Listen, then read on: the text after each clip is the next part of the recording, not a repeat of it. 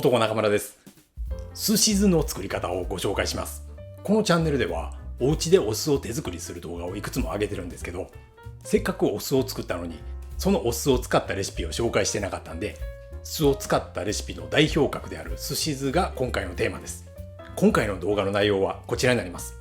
材料3つ、超簡単すし酢の作り方、美味しい寿司飯の作り方、細巻き寿司といなり寿司を作る。すし酢のレシピは多種多様すぎる。どれが本物？以上の内容でお伝えしたいと思います。この動画を見ればどなたでも本物のすし酢を作れるようになりますよ。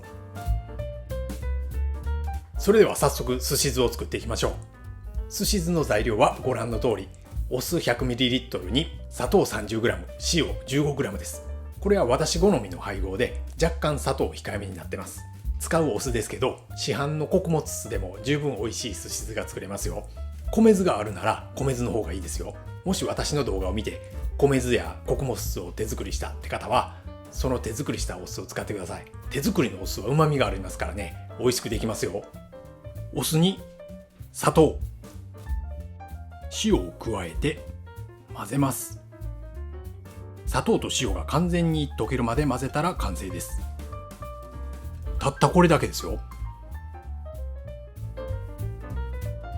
すし酢ができたんだから寿司飯も作りましょう。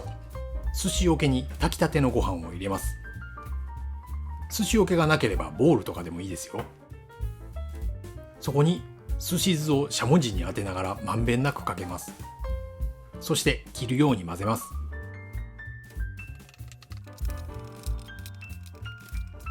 寿司桶いっぱいに広げて余分な水分を飛ばして人肌程度まで冷まします。うちわで仰ぐといいですよ。美味しい寿司飯ができました。これでなんかお寿司を作りましょうか。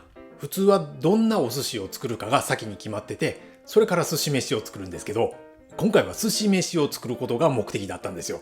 寿司飯を作るから何かお寿司を作ろうかなと思って、それじゃあ鉄火巻きでも作ってみようかなと思いました。鉄火巻きを作るにはマグロの短冊を買ってくるんですけど、スーパーに行ったらマグロがあまりにも高くて、もう買う気が萎えました。それでマグロよりちょっと安いサーモンを買ってきました。サーモン巻きを作ります。それと一緒にきゅうり巻きも作ろうと思います。それから余ったシャリでいなり寿司も作ってみようと思います。サーモンは1センチ角の棒状に切ります。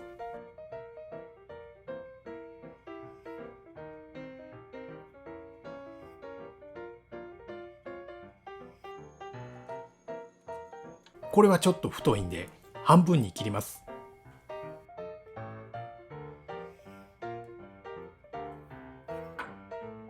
あ、くっついてた。こちらも半分に切ります。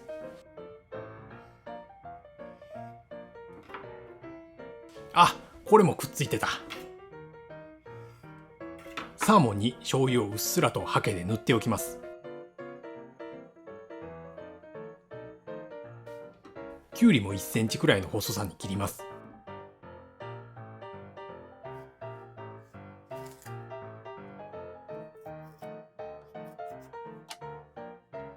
塩をパラパラとかけてしばらく置いて、それを水洗いしてキッチンペーパーで水分を拭き取っておきます。ちょっと太いからサイズ調整してます。切れ端はマヨネーズをつけて食べました。海苔は軽く火で炙っておくといいですよ。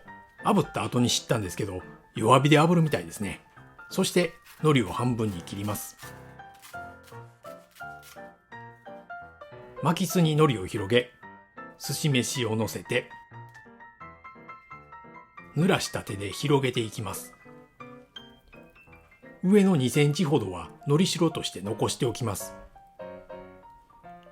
わさびをうっすらと塗っておきます。真ん中にサーモンを乗せます。サーモンを押さえながら巻き酢を巻いていきます。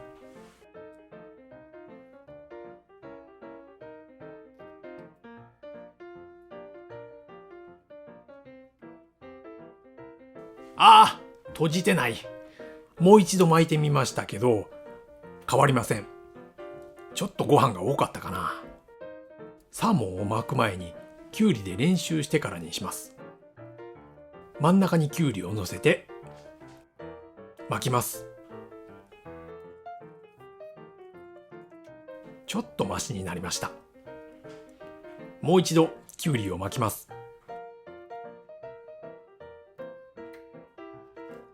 今度はご飯が少なすぎたかな。次はどうだ。変な形になってしまいました。まあそんなこんなで全部できゅうり4本とサーモン4本を巻きました。これが巻いたものです。余った寿司飯でいなり寿司を作ります。油揚げはすでに煮てあるものを買ってきました。これは綺麗にできました。って誰でも綺麗にできますよね。全部で4個できました。細巻きは6等分に切ります。お皿に盛っていきます。これで細巻きといなり寿司の完成です。それでは完成したお寿司をいただきましょう。まずはサーモン巻きからいただきます。お醤油をちょっとつけていただきます。うまい。次にきゅうり巻きを。うまい。そしていなり寿司をいただきます。美味しいです。寿司飯自体の味はいなり寿司が一番寿司飯の味がよく分かりました。サーモンはサーモンの味が口に広がって、もうシャリはどうだったかよく分かんなかったんですけど、きゅうりもきゅうりの香りが口に広がってあんまり分かんなかったです。でいなり寿司の方は甘く炊いた揚げの味はするんですけど、その中にやっぱりシャリの味がよく分かりました。美味しかったです。これは手作りの米酢で作った寿司酢ですから、手作りの米酢ってすごい旨味があるんですよ。だからいい味出てましたよ。意識して食べたら分かりますけど、黙って出てきたもの食べたらこの酢飯はいいお酢使ってるなとか、そこまではちょっと分からないかもしれないですね。自分で作ったお酢だって分かってるから、分かった上で食べてるから、そういう喜びがありますね。寿司酢のレシピって基本的に材料は酢と砂糖と塩の3つだけで、他に昆布とかお出汁系を入れたりもします。お出汁系は置いといて、酢と砂糖と塩だけを取ってみても、その配合が人によって多種多様すぎるんですよ。私が作ったレシピでは、お酢 100ml に対して砂糖 30g とお塩が 15g でした。また例えば白ごはん .com さんでは、お酢 100ml に対して砂糖 25g と塩 10g になってます。ちょっと違いますね。白ごはんさんの方が薄味になってますね。これに対して発酵仮面で有名な小泉武夫さんのサイトでは、関東風と関西風2つの寿司酢のレシピが紹介されてるんですけど、それの関西風はですね、酢 100ml に対して砂糖 67.5 と塩 17g です。 67.5g って砂糖を。ちなみに小泉武夫さんの関東風のレシピが酢 100ml に対して砂糖50と塩 25g です。今紹介したのはオリジナルのレシピを比較しやすいように、酢 100ml に対して砂糖何ぼ塩何ぼって換算して紹介してます。他にもいろんなレシピがありますよ。ざっと紹介するとこんな感じです。要するに多種多様なんですよ。それでレシピの幅なんですけど、いろいろ調べた中で砂糖の量はですね、酢 100ml に対して 20g から 67.5g まで幅があります。実に3倍以上ですよ。塩は 10g から 25g まで差がありました。これは 2.5 倍です。これだけ差があるんですけど、一体どれが一番美味しいんでしょうね。皆さんはどう思いますか？同じ料理の作り方でも作る人によって多少の差が出るのはそれは当然ですよね。でもここまで差が出るのはどうかなと思いまして、ちょっと調べてみたんですよ。その調べてみた結果、到達した答えがですね、知りたいですか？知りたいですよね。いろいろあるけど、どれが本物なんでしょうか？どれが一番美味しいんでしょうか？その答えがですね、最も美味しい寿司酢の配合について調べた結果が、日本列島の東へ行けば行くほど甘さが控えめになって酸味が強い傾向にあるみたいです。また逆に西へ行けば行くほど甘さが強くなる傾向があるみたいです。西が甘くて東が甘くない。西が甘いですから九州が最も甘いみたいです。関東東北があまり甘くなくて、北海道はなんか中間みたいです。西と東で味が違うっていうのは、うどんやお蕎麦のおつゆみたいですよね。うどんやお蕎麦のおつゆは西が薄くて東に行けば行くほど濃くなっていきますよね。そのことはもうご存知ですよね。昔タモリクラブっていうテレビ番組で、新幹線の各駅にあるお蕎麦屋さんで蕎麦つゆをもらって透明な容器に入れてもらうんですよ。それを東京から新大阪までの各駅の蕎麦屋さんでやってもらうんですよ。光じゃなくてこだまが止まる駅ですよ。だから、16駅だかなんだかあるんですよ。東京、品川。当時は品川はまだなかったですね。東京、新横浜、小田原、熱海っていう風に順番に並べていくと、最後新大阪ですね。そこまで並べたらずらーっと色がグラデーションになってた。東京が濃くて大阪が薄いっていうグラデーションになってたっていうテレビ番組でそんなやってたのを思い出しました。それと同じように、いや同じかどうかはわからないんですけど、寿司酢の味も地方によって変わるみたいですね。